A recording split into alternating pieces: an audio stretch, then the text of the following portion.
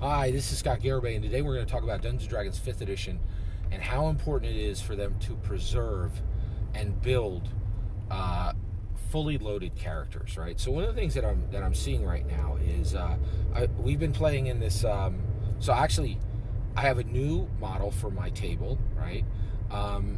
Every Dungeon Master gets 1 month. They get 4 2-hour sessions. And they run from Sunday from 6 to 8 p.m. And then the second Dungeon Master runs a completely separate campaign on the top from the 8 to 10 p.m. So far, we've done an index card RPG Marvel DC game.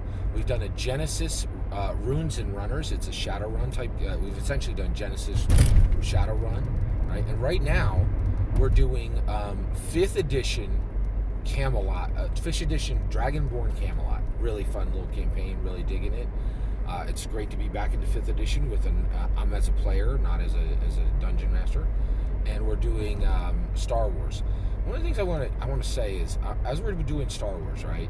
These minis are so powerful, right? So in my Marvel DC game, what I would do is I would just drop, Nightcrawler onto the table, right? And I said. And I literally didn't even have to say words, right? So I have the room, mapped out, and I drop Nightcrawler onto the table, right? And Miles Morales, who's a player character, goes, Nightcrawler, right? I don't tell them anything.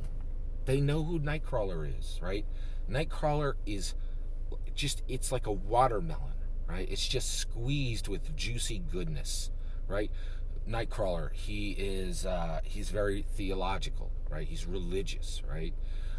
He's a X-Men member. He has abilities. I don't have to say anything. Everybody at the table knows who and what he is, right? We go to the Star Wars campaign, right?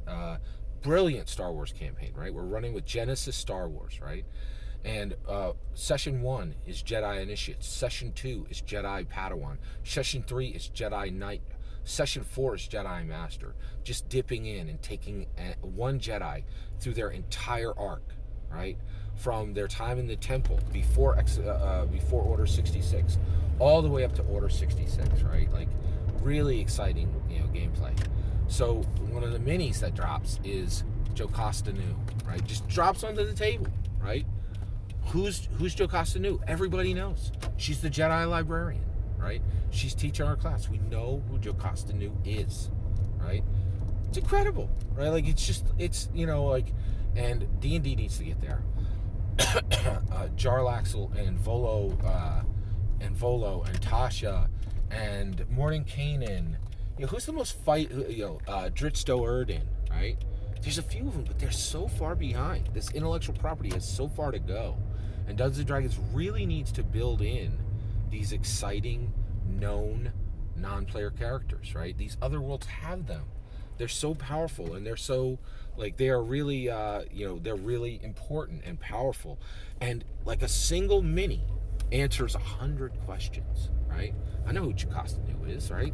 I know who Nightcrawler is. Dungeons & Dragons isn't even close to this, right?